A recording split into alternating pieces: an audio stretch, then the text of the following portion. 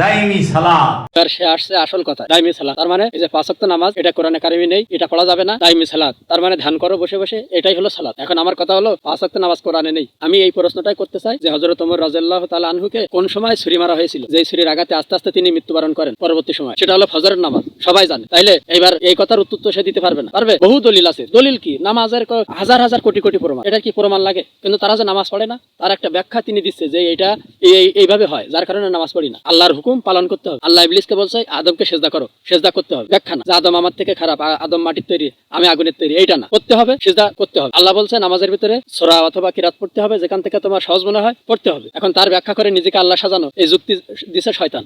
আর সেই কাজ একই করতেছে তারা। তার মানে তারা তো নামাজ পড়ে না। দাইমি সালাত, দাইমি সালাত মানে কি? দাইমি সালাতকে যাতে সবার সামনে ভালোভাবে উপস্থাপন করা যায়, এই কারণে তারা এই 5 ওয়াক্ত নামাজকে এইভাবে ব্যঙ্গ করতেছে। সব সময় বিদিত চোখ বন্ধ করে বহি কি এর দাইমি সালাতে।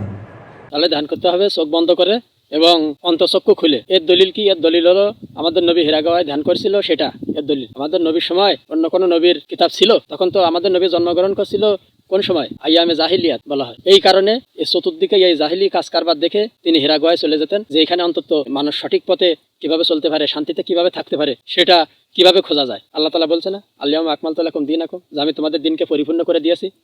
এরপরে আপনি আবার ধ্যান করে কি দিন বের করবেন, এটা একটু বলেন তো বুঝি। চোখ সব সময় বাইরে দেখে, চোখ সব সময় অন্যকে দেখে। এই যে চোখ দিয়ে দেখতেছেন, আপনি কি আপনাকে দেখেন? না, আপনি আমাকে দেখছেন। আপনি কি আপনার ভিতর দেখেন এই চোখ দিয়ে তাকায়া? কখনোই না। আপনি বাহির সব দেখেন। তাহলে ধ্যানে এই চোখ বন্ধ করতে হয়, যে চোখ বাহিরে দেখে।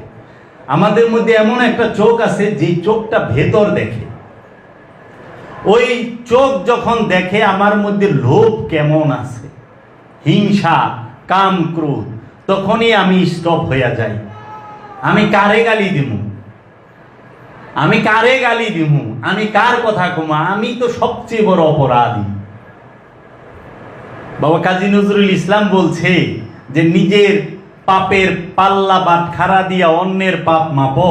আমাদের নবী সাল্লাল্লাহু আলাইহি সাল্লাম বলতেছে যে তোমরা অন্যকে দোষারোপ করো না, অন্যের দোষ অন্বেষণ করো না, না বুঝে কাউকে কোনো কথা বলো না। কারণ আতাদরুনা মানিল মুফলিস, তোমরা কি জানো সব থেকে হতদরিদ্রকে যে অন্যের হক নষ্ট করেছে কিয়ামতের দিন তাকে সেই পরিমাণ সব দেওয়া লাগবে। হাদিসটা অনেক লম্বা, আমি একটু ছোট করে বলতে। তাহলে নবী যে বলছে সেই কথা কিন্তু সে বলবে না। সে বলবে কি? কাজী নজরুল কি বলছে, উমুক বাবা কি বলছে, তুমুক বাবা কি বলছে, ধ্যান করো, মানে নিজেদের মন মতো। আমি এর আগেও বলেছি, আমি প্রায়ই বলি যে আপনি যে আয়াত বা যাই কিছু দেবেন সবকিছু ঘোরায় পেছায় তাদের মতো করে দেবে তারা।